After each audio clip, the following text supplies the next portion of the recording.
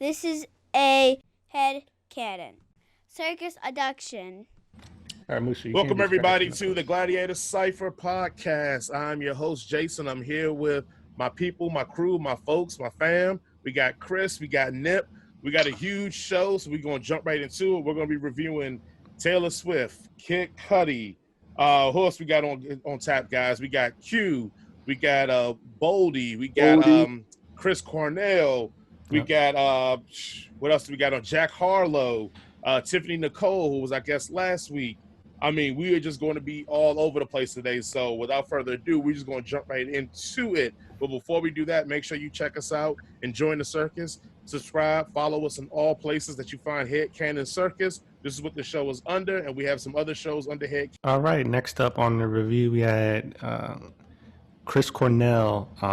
His estate just released No One Sings Like You Anymore, which is basically a 10-track cover project where Chris records some of his favorite songs that inspired him in his career. We'll go back for a second just for our audience because I had to find out about Chris Cornell. Like I had no clue initially. So one, I mean, you mentioned he passed away, but what was he attached to? What band or group, or was he always solo? Or so he was famously known as a member of Soundgarden and also Audioslave. I kind of got hip to him through Audioslave. That's one of my favorite bands. I really like Tom Morello, who's the guitarist for Rage Against the Machine. And Tom Morello also plays for Audioslave, so that kind of brought me into the loop. And then I was like, wow, who's this dude singing? He's awesome. And it's Chris Cornell. And of course, unfortunately, he had his death. I want to say maybe 2017. I believe it was suicide, if I'm not mistaken. I think that's what I read too as well. Yeah, and so he's been gone, but his estate has been releasing music. I read a article online a little bit earlier saying I think his wife or someone close to him, there was a woman was saying that this is kind of one of her most cherished projects because the songs that he covered were a lot of the songs that really inspired him and he really enjoyed to listen to. It kind of helped inspire him along his career. So it's cool, I guess, for her to hear his voice on these tracks that really brought him a lot of joy. So overall, well, before I get into that, let's get into the favorite track. So that had to be To Be Treated Right. Yeah, so that's definitely that Western bag for sure. Tumbleweeds and pipe tobacco galore. Getting into the least favorite track, it actually was the very first track on there. And this was before I realized this was a cover project because I wasn't familiar with the song Get It While You Can.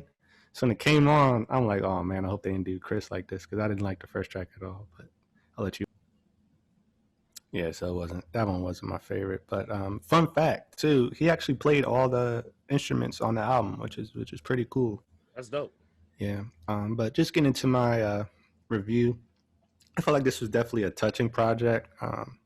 It featured Chris Cornell's unique voice, who unfortunately is gone way too soon. Like I said, I'm not a fan of the first track, but after you get past, I think the first one or two, it really starts to get into that groove in his bag. He kind of flexes his voice in different ways on the different songs. Like, I know he's got that one track by Prince. I think, who sung that? Was it Sinead O'Connor? Nothing Compares to You.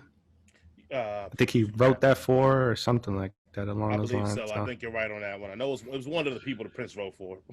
Yeah, so that was a great song too. You kind of hear his take on that version, but to me, that song "To Be Treated Right," that whole Western vibe, it kind of brought glimpses of some of his work on Audioslave. While it wasn't as hard rock, you kind of get that that edge to it, like I'm out in the desert somewhere and there's some tumbleweeds going around. I'm in a horse-drawn buggy and just vibing to nature and everything like that. I definitely got some heavy Western vibes from that song. And I would say overall, I enjoyed the project. I'm a Chris Cornell fan for sure. I definitely recommend, if you're not familiar with his Soundgarden or Audioslave projects, you go back and listen because they still hold up today, especially that first Audioslave album.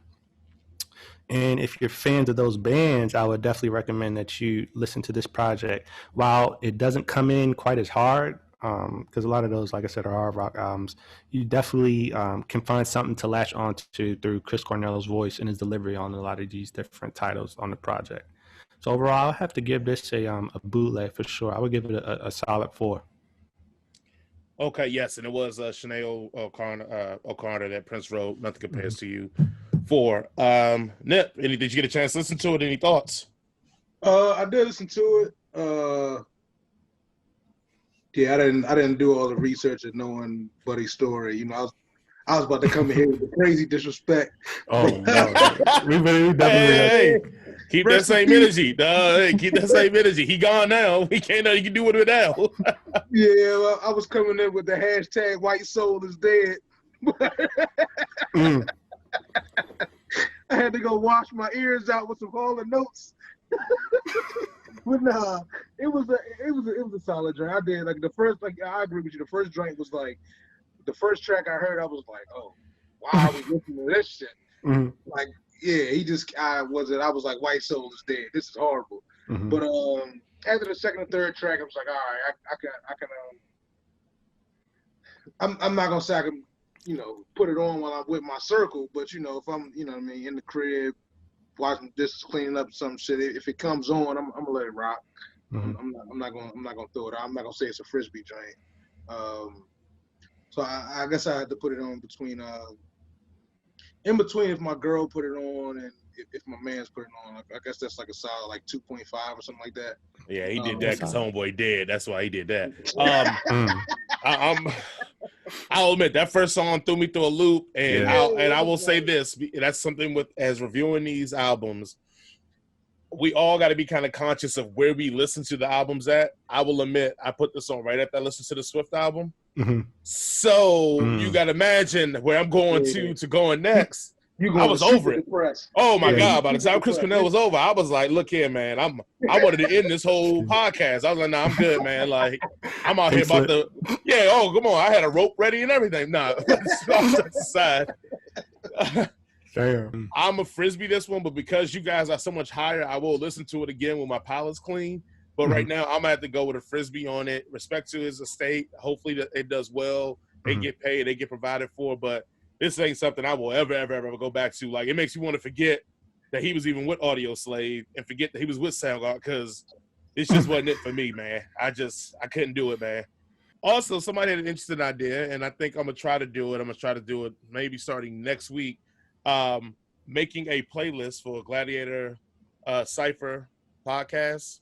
And right now, because I have access to Spotify, but I think, Nip, you may got access to Tidal or something, or? Yeah, making a playlist for all the songs, when we review albums of songs that we like, putting them into the playlist so that every week we update it so that they can get, you know, for the places that don't allow us to play the samples, they can go check it out there. So we'll work that out with everybody, guys, and I think that's a great idea. Put the songs that we like on the playlist so you get a little bit of action and see if that's something, the album that you want to listen to yourself. But other than that, guys, man, I appreciate it as always. We will see you all next week with the Gladiator Cypher podcast. And we out. Peace. This is a head